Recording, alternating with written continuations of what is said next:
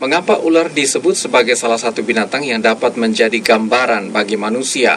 Yesus menyebutkan orang-orang Farisi dan para ahli Taurat sebagai keturunan ular beludak dalam Matius 23 ayat 33. Bahkan, iblis pada waktu mencobai Hawa ada di dalam bentuk seekor ular.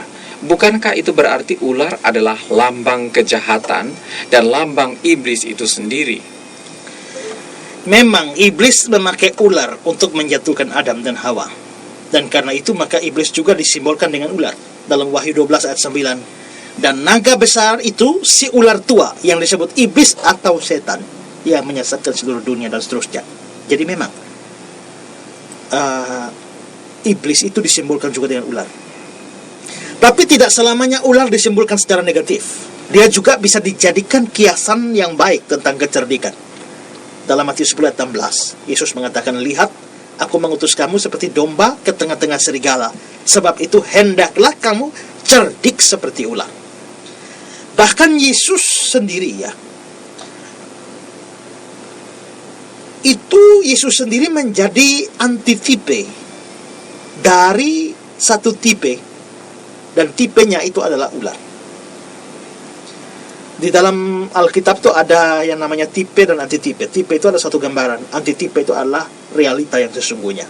Nah, misalnya dalam Yohanes 3 ayat 14 dikatakan, "Dan sama seperti Musa meninggikan ular di padang gurun, demikian juga anak manusia harus ditinggikan, supaya setiap orang yang percaya kepadanya beroleh hidup yang kekal." Di sini disejajarkan dua hal, yakni ular yang ditinggikan Musa di padang gurun dan Yesus yang ditinggikan.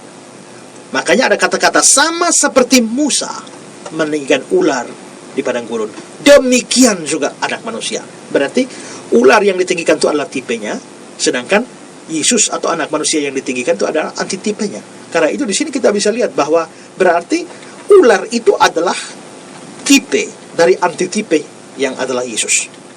Jadi itu juga bisa dilihat. Jadi ular bisa digambarkan untuk macam-macam ya. Tetapi ungkapan keturunan ular beludak memang bermakna negatif, di mana Yesus menyebut para ahli Taurat, orang Farisi dengan sebutan seperti itu. "Hai kamu keturunan ular beludak." Itu karena Yesus tahu bahwa mereka lebih melakukan keinginan iblis daripada kehendak Tuhan. Dan dengan demikian mereka menjadi anak-anak iblis. Dalam Yohanes pasal 8 ayat yang ke-44. "Iblislah yang menjadi bapakmu, dan kamu ingin melakukan keinginan bapakmu." Iblislah yang menjadi bapakmu, berarti mereka anaknya iblis. Anaknya ular tua itu. Makanya disebut keturunan ular beludak. Dalam 1 Yohanes 3 ayat 12 yang bicara tentang Kain, dikatakan demikian, "Bukan seperti Kain yang berasal dari si jahat yang membunuh adiknya." Di sini terjemahan Baru Indonesia bilang berasal dari si jahat. Tapi dalam terjemahan bahasa Indonesia sehari-hari dikatakan, "Janganlah kita seperti Kain yang menjadi anak iblis." Berarti Kain dikatakan sebagai anak iblis. Mengapa? Karena Kain melakukan kehendak iblis, dan dengan demikian Kain menjadi anaknya. Nah, kalau begitu Kain adalah keturunan ular beludak.